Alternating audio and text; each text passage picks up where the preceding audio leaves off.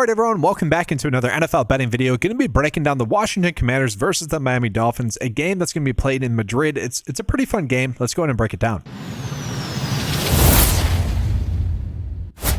So, yeah, not every slate is going to be created equal, and I think that this slate is one of the more appealing kind of single-game slates that we've had in quite some time. Obviously, it being an early game here in the United States, it's a game that's being played in Madrid. It's a pretty high-scoring game as well, 47.5 total points, and it's also a 2.5-point spread, so it should be a close game. For props betting purposes, this is kind of ideal because we are getting a lot of potential value just due to playing time. I don't think the boards are accurately reflecting some of the playing time that we're going to get. So we'll talk about that, but I wanted to call out, I do think Miami should be able to win this game by more than 2.5 points. And so this top bet on the kind of more traditional books bet for the game, Miami Dolphins at -3, a 7% edge on low vig. That'll be a bet that gets updated, but I did want to call that out. If you want to bet on the Dolphins to win, you could bet on rebet at -135. I like that as well. They should win. They have played better recently, especially given how banged up Washington is, and that's going to be the starting point for the bets that we're going to cover. So guys, we do know that Terry McLaurin is still out in this game, as well as Jaden Daniels. Then their receiver number kind of one from the previous week besides Debo was Treylon Burks. He ended up getting a lot of the work and getting 3 targets, had a pretty big game. He is out. And then their backup tight end, Ben Sanat, is also probably going to sit. He did not practice on Friday. I kind of think that means he's going to sit. And so this is where I think we're getting a lot of value. But this also leads me to believe that they're going to end up with a more run-heavy approach with their starting running back, which does seem to be Chris Rodriguez, guys. Chris Rodriguez ended up playing 68% of the snaps in the first half. Then Bill ended up starting in the second half. What's interesting is that Chris Rodriguez was named the team starter, and that's probably why he ended up starting. But the fact that he played 68% of the snaps in the first half, to me, was very interesting, okay?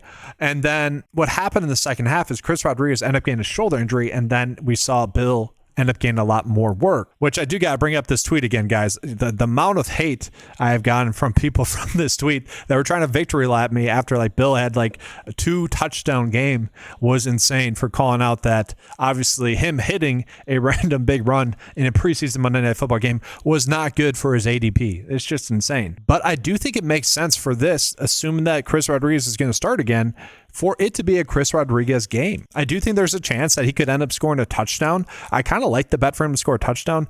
Him to get over his rush yards, though, is a bet that I like. But if we are betting on Chris Rodriguez, I think we could kind of have it be twofold, where we are betting on that first half usage to be there again. And so you could bet on him to, let's say, get over 49.5 rush yards, okay?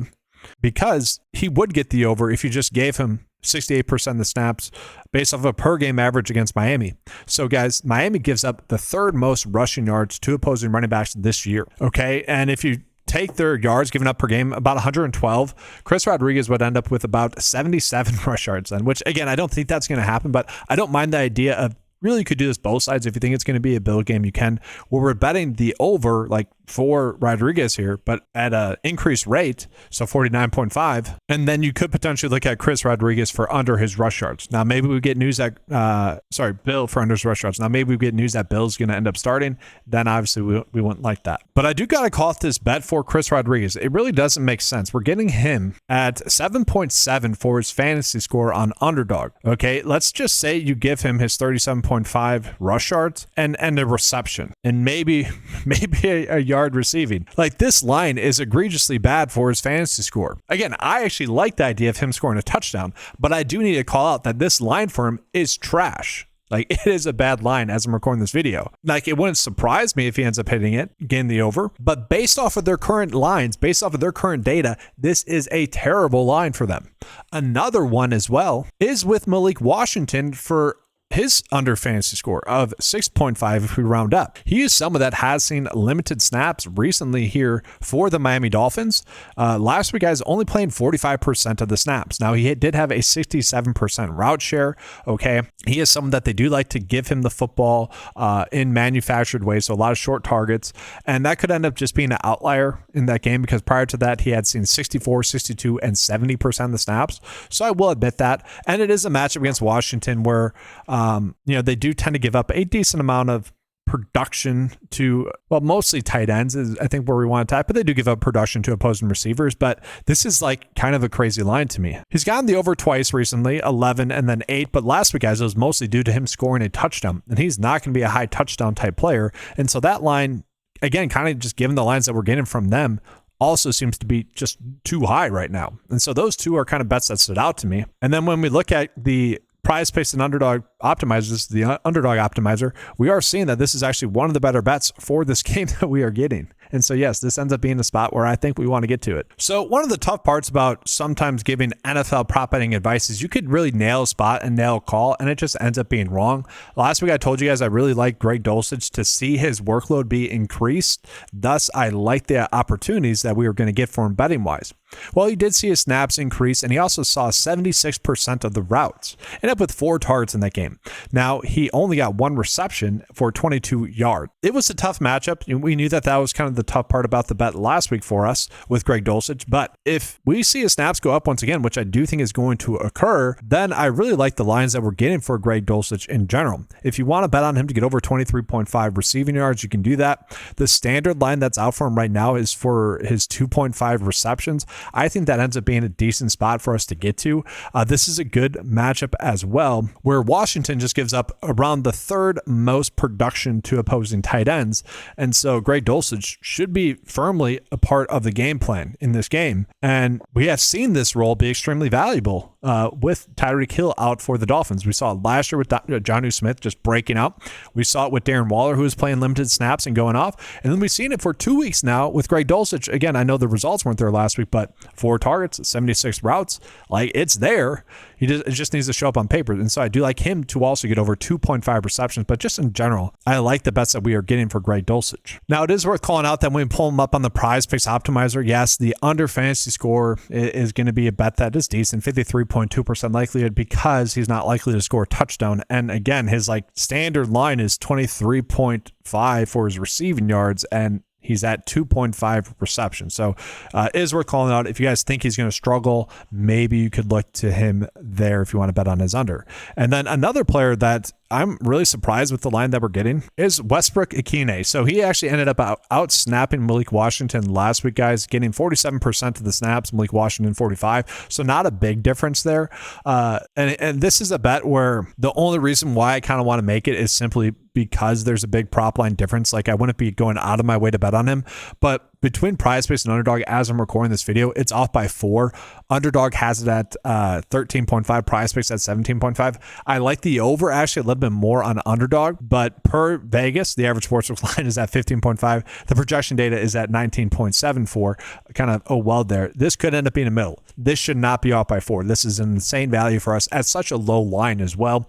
So I did want to call that up. By the time this video gets posted, this might have already been bumped. I kind of expected to. I did call this out, though, on the 9to5 Discord already. And then we do need to jump into Zach Ertz. So Zach Ertz should get a lot of looks in this game, guys, especially if the backup tight end is going to end up being out. Miami is a team that you can somewhat attack via the tight end position as well. I would expect Zach Ertz to end up having a good game here.